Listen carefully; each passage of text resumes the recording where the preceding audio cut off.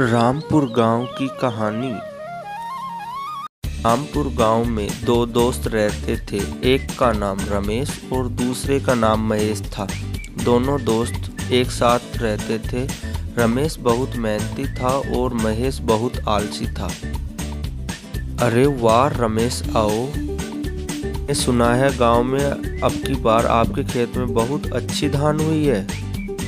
हाँ बाबा, इस बार मेरे खेत में अच्छी धान हुई है। उसे बेचकर मुझे अच्छा मुनाफा मिल सकता है।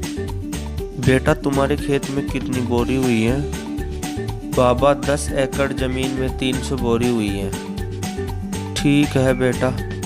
अच्छा बाबा, मैं चलता हूँ। ऐसा कहकर रमेश वहाँ से चला जाता। कुछ समय बाद महेश भी उधर से अपने खेत की ओर जा रहा। अरे महेश बेटा, कहाँ जा रहे हो? बाबा, मैं तो खेत में जा रहा हूँ, वहाँ गेहूं के कट्टे रखे हैं। बेटे, इस बार आपके खेत में कितनी धान हुई है? हाँ बाबा, इस बार मेरे खेत में 200 बोरी हुई है। बेटा, तुम्हें पता है तुम्हारे दोस्त रमेश के खेत में 300 बोरी हुई है, जबकि आपका खेत तो बराबर है। क्या रमेश के खेत में 300 बोरी हुई है? उसने तो मुझे बताया ही नहीं। अच्छा बाबा, मैं चलता हूँ, मैं लेट हो रहा हूँ। महेश वहाँ से चला जाता है। फिर अपनी पत्नी से बोला, अरे रमेश के तो 300 बोरी धान हुई है। पत्नी, मुझे पता है आपको नुकसान क्यों हुआ है। आप उसकी तरह मेहनत नहीं करते हो। अगर ऐसा ही चलता रहा तो क्या होगा? अब तुम ही बताओ तो मैं क्या करूँ? आप इस ज़मीन को बेच दो और रमेश के पास वाली ज़मीन खरीद लो। तो आपके दोस्त को बोलो हम दोनों साथ मिलकर काम करेंगे। ठीक है। अरे भाई, आज इतनी जल्दी? हाँ भाई, मैं सोच रहा हूँ मेरे ज़मीन को बेच दूँ और आपके पास वाला खेत खरीद लूँ। हम दोनों साथ मिलकर काम करेंगे। जो मुनाफा होगा उसमें हम दोनों बराबर बांट लेंगे। इससे हम दोनों को बहुत ही लाभ होगा। आपको अच्छा लगे तो बताओ, दोनों दोस्त साथ मिलकर काम करेंगे। हाँ, ये तो अच्छी बात है, हम साथ मिलकर काम करेंगे।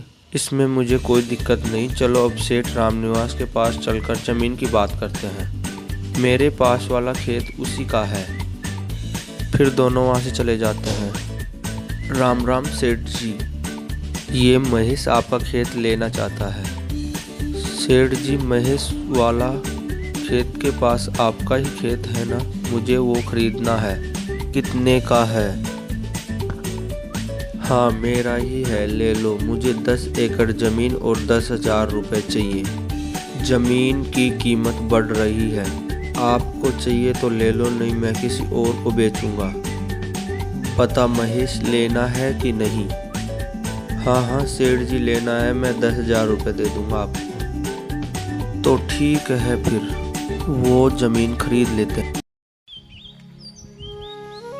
कुछ दिनों बाद,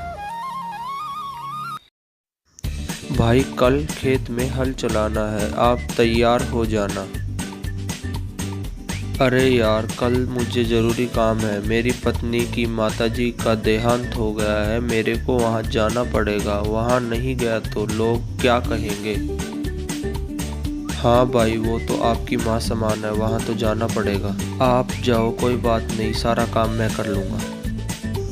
थोड़ी देर बाद महेश अपनी पत्नी के साथ अपने ससुराल के लिए निकल जाता है। सुनो जी, आप इतने परेशान क्यों हो? क्या बात है?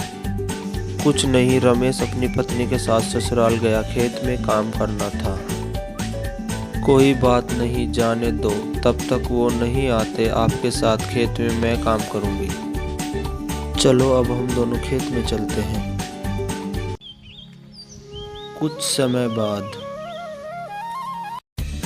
भाई आज खेत में पानी निकलने के लिए रास्ता बनाना है ताकि पानी खेत में इकट्ठा ना हो।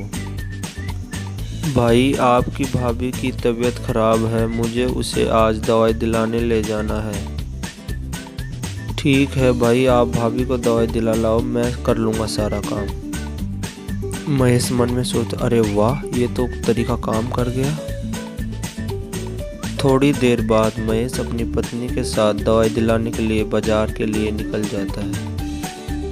सुनो जी, आपका दोस्त महेश खेत में कभी भी काम होता है बहाना बनाने लगता है। अरे तुम क्या बोल रही हो मेरे दोस्त के बारे में? वो मेरा बचपन का दोस्त है, वो मुझे झूठ नहीं बोलता। तो ठीक है, आप खुद ही देख लेना।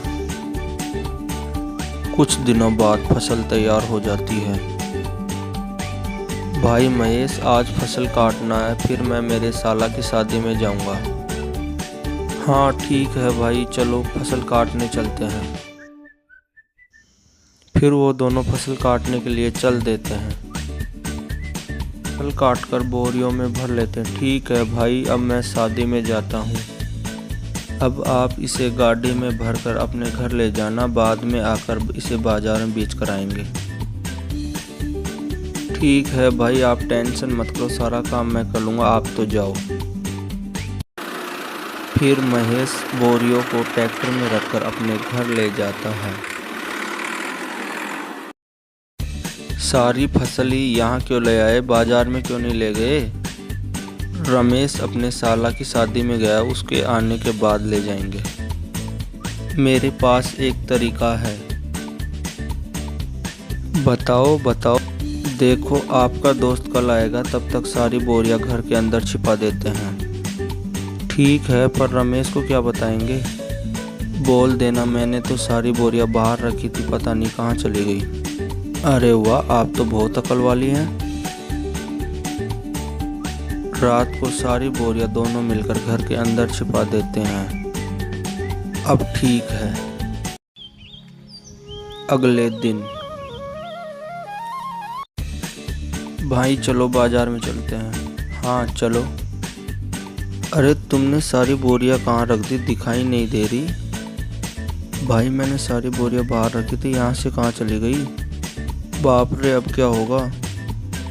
भाई सारी बोरी चोरी हो गई, अब क्या करें? अरे क्या बोल रहे हो तुम, सारी मेहनत खराब हो गई। भाई इसमें आपका ही नहीं, मेरा भी माल चोरी हुआ है, मैं भी क्या करूं यार।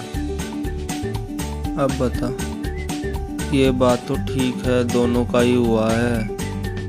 रमेश इस बात को लेकर बहुत परेशान हुआ। फिर दुखी दुखी अपने घर की तरफ लौट गया।